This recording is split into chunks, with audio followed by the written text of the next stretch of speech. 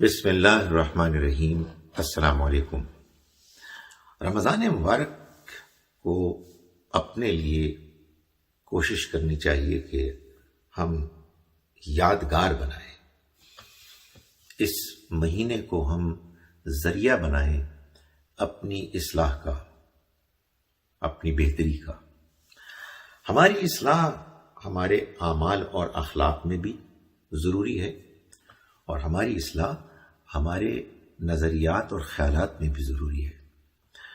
بہت ایسا دیکھنے میں آیا ہے کہ لوگ جس نظریے پہ پیدا ہوتے ہیں اسی نظریے پر مر جاتے ہیں، اس دنیا سے رخصت ہو جاتے ہیں، اور انہیں کبھی یہ توفیق ہی نہیں ملتی کہ وہ اپنے نقطہ نظر کو سچائی کے ساتھ ری وزٹ کریں، اپنے نظریات کا جائزہ لیں۔ یہ تو ہو نہیں سکتا نا کہ جو بات آپ نے اپنے والدین سے سیکھی ہے وہ ہر حال میں، ہر معاملے میں ٹھیک ہو، اور جو کسی اور نے اپنے والدین سے سیکھی ہے وہ ہر صورت میں غلط ہو۔ ٹھیک ہے، بہت سے معاملات تو ایسے بھی ہوتے ہیں کہ جس میں صحیح اور غلط کا سوال نہیں ہوتا، ٹیسٹ کا فرق ہوتا ہے، کھانوں کے ٹیسٹ فرق ہوتے ہیں، لباس کے انداز مختلف ہوتے ہیں، اور بہت ساری چیزیں ہیں جن میں علاقے، خاندان، قوم، حالات کے فرق ہو جانے سے ہمارے اپنے اپنے پسند اور ناپسند کے معیار فرق ہو جاتے ہیں۔ لیکن اخلاق کے معاملے میں اور سچائی کے معاملے میں کوئی دو مختلف نظریات نہیں ہو سکتے۔ یعنی یہ نہیں ہو سکتا کہ ایک جانب اللہ ایک ہے اور ایک جانب بہت سے خدا ہیں۔ یہ نہیں ہو سکتا کہ ایک جانب تو یہ بھی ٹھیک ہے کہ ہمیں صرف اللہ ہی سے مانگنا چاہیے، اور دوسری جانب یہ بھی ٹھیک ہے کہ نہیں، اللہ کے علاوہ اوروں سے بھی مانگ سکتے ہیں جو اللہ کے قریب ہیں، اور اس کی بے انتہا مثالیں ہیں۔ جب معاملہ ایسا ہو کہ جس میں آراء کا، اوپینینز کا تعلق سچائی سے ہو، یا اخلاقیات کے معاملے میں ہو، دین کے معاملے میں ہو، تو پھر یہ ایک حقیقت ہے کہ کوئی ایک بات صحیح ہوگی اور دوسری باتیں غلط ہوں گی۔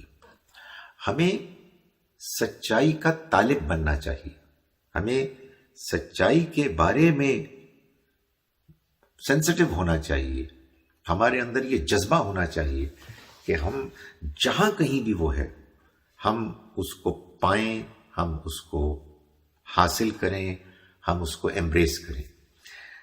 اس کے لیے یہ ضروری ہے کہ ہم اپنے نظریات پر نظر ثانی کرنے، ان کو ری وزٹ کرنے کے لیے تیار ہوں۔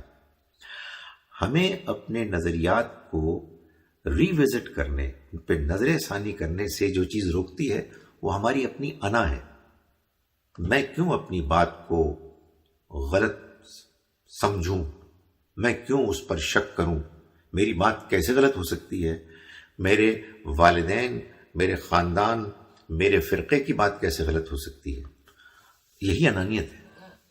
اسی انانیت کے شکار تھے وہ لوگ کہ جنہوں نے نبی اکرم صلی اللہ علیہ وسلم کی بات کو ٹھکرایا۔ لیکن ظاہر ہے کہ یہ تو جہالت ہے۔ یعنی اللہ جو چیز ہم سے چاہتا ہے وہ یہ ہے کہ ہم ہر وقت اس چیز کے لیے تیار ہوں کہ جو نظریہ ہم مان رہے ہیں، جس نقطہ نظر نے ہمیں اب تک متاثر کیا ہے، کہیں ایسا تو نہیں ہے کہ وہ غلط ہے۔ ہم قرآن مجید کو اللہ کی کتاب مانتے ہیں، ظاہر ہے کہ اس کے بارے میں بھی ہمیں مطمئن ہونا چاہیے، دلائل کی روشنی میں ہونا چاہیے۔